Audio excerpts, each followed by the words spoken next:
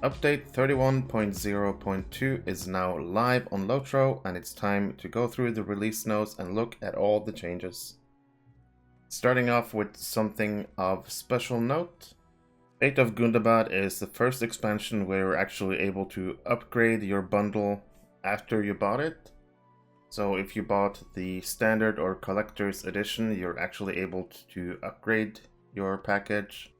And they found that if you upgrade from collector's to ultimate, you actually ended up getting twice of the items, like the Valar, the delving supplies, and the improved expedition supplies. So to make it fair for everyone who pre-ordered the ultimate bundle, if you pre-ordered the ultimate bundle, when you log in, you'll receive another Valar and another set of supplies and a toolkit. This is just to fix the issue that encountered. It'll not be the case for future updates. But for this one, anyone who ordered the ultimate fan bundle will get an extra Valar and delving supplies. Moving on to some news and notes. Gundabad crafted brawler belt buckles now have their correct stats. These are the new stats on the brawler belt buckles. Previously they had like lore master stick pin stats, but that has been fixed. You now get some physical mitigations as a tank or physical mastery as DPS. Jeweler recipe books that you find in the store now also have brawler belt buckles recipes. They changed some armor that were looking too similar. Gundabad Allegiance item tooltips now have been fixed. A lot of people might have noticed that the purple relic used to say it's worth 2000 points, but it was only giving 1000. Now that has been fixed, it's now showing that it's actually worth 1000. We have some PvMP changes with this update. The Osgiliath PvMP zone has been disabled until it can be reworked. This PvMP zone was not really used, and for now it's locked, so the only place to PvMP is the Ettenmoors. But people in general were just playing in the Ettenmoors anyways.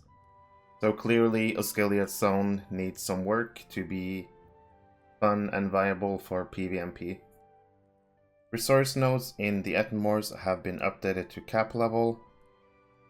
Healing across the board for creeps have been nerfed by about 25%. The healing, especially for defilers, from what I hear, has been off the charts. And this is done for balancing purposes. And on that note, defiler heals over time has had their magnitude reduced by a small amount. There's also been a small amount of outgoing healing added to Audacity. Moving on to some quests and adventure areas notes. Fate of Gundabad, the instance Den of Pughlak has been reopened, and the issue where people would have like an infinite loop of teleporting between the different divisions has now been corrected. You can see Den of Pughlak is back on the instance finder. The Cloven Gap quest, the Overgrown Vineyard, will now advance properly if you're in a fellowship. This quest had a problem. If you're not the first one in the fellowship to get to the quest location, it will only update for one player. This has now been fixed, and it's possible to do this as fellowship. The same exact thing goes for another quest called Cloven Gap Mistwalkers. This should be fine to complete in a fellowship now. There was some dialogue added to a Deepscrave instance. Completing the Assault on Durstruck instance now advances to corresponding Deepscrave quest. I was actually trying to do this on my guard the other day, but it didn't progress the quest. But now anyone who has this in their quest log, you can now go and do Assault on Durstruck on any level, I assume. Complete it, maybe level 130, tier 1. Go in, complete it, get your quest done, get your rewards. Mossrug's Bond effect now works on Shikmus in tier 3 of Assault on Durstruck.